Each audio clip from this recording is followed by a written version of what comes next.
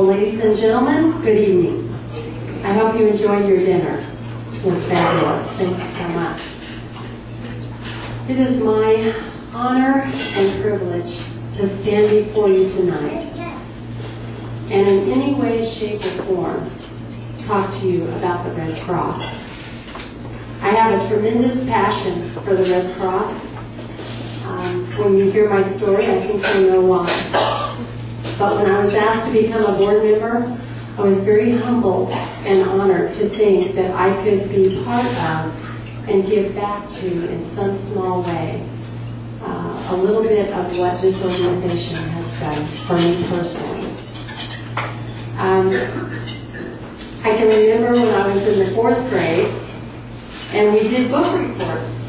Does anybody remember doing those? I don't think kids do those anymore, do they? I read and chose to read the biography of Clara Barton, and I've never forgotten that.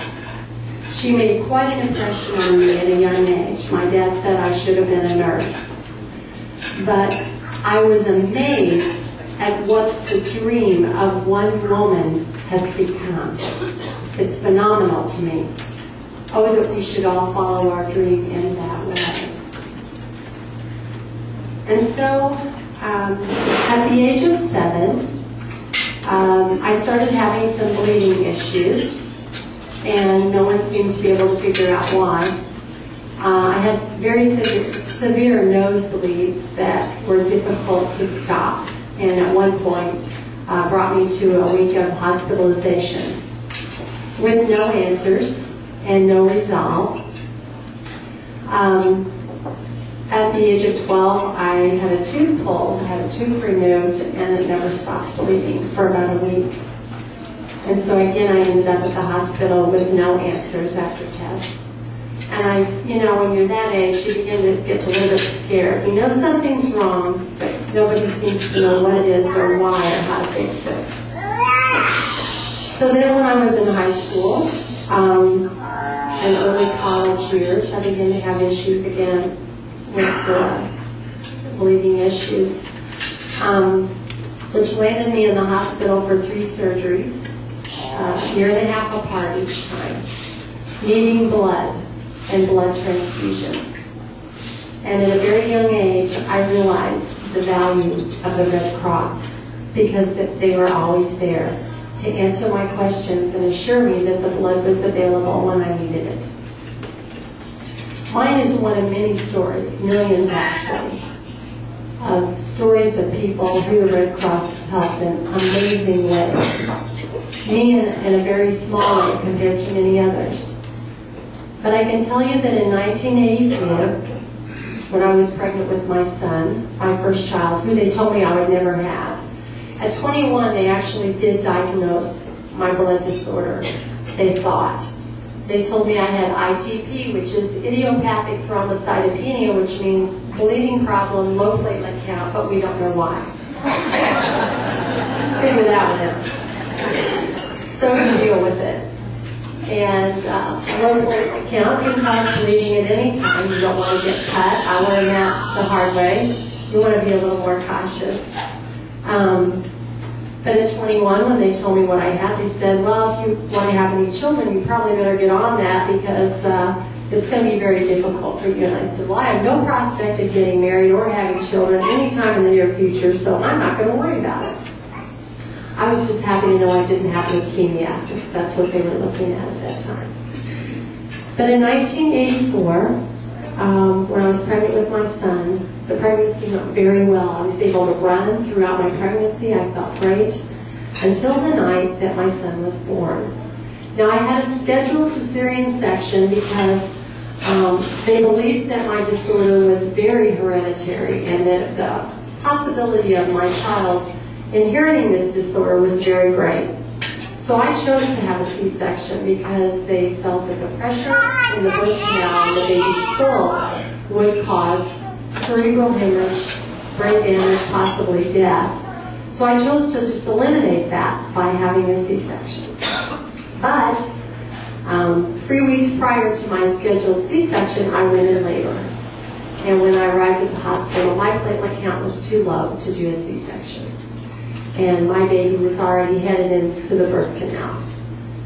So with much anxiety, I was given platelets very quickly, and at that time there was no AIDS testing with platelets yet, and that was a very, very new idea in the marketplace.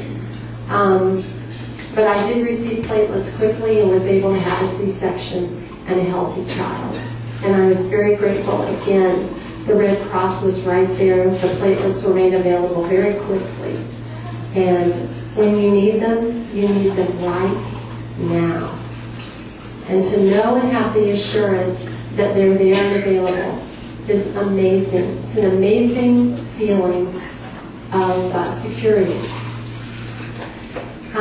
After a couple of years, we kind of forgot about that night and forgot about the risks and the event and decided to try and have another child. How bad could it really be? Could it really be any worse than last time? Well, yes, it could.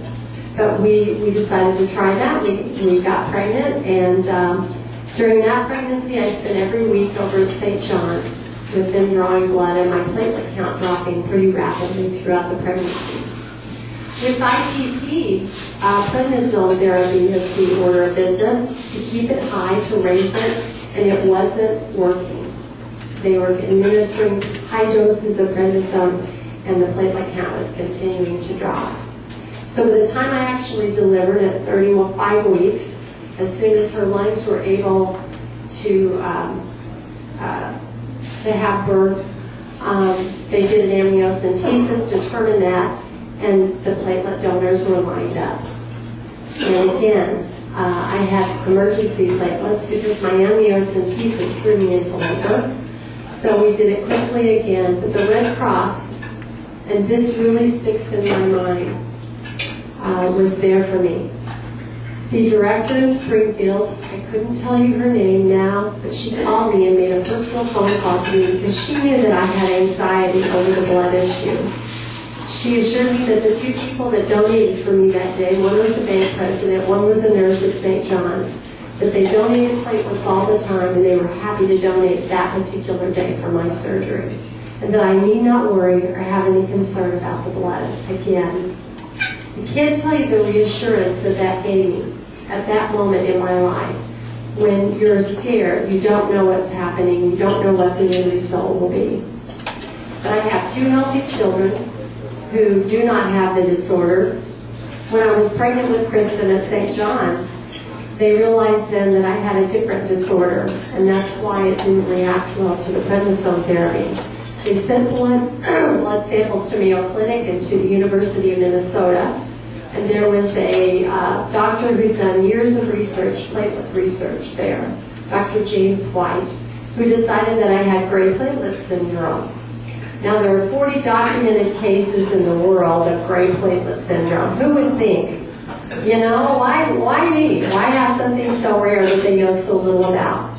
But they were able to do a lot of testing during pregnancy that they were able to write up for medical journals and will be of help to someone in the future who has my disorder.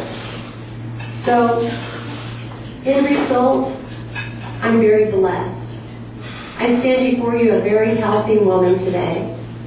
And I appreciate my health very much. I try to take care of myself and do a lot of the right things because it's very precious to me and I want to honor that in my life. And I have to tell you, being part of the Red Cross has a real passionate spot in my heart because I know all too well that when you need the Red Cross, they are there. Not hours later, but minutes later. They're the first response to a great need at the time when you need them the most.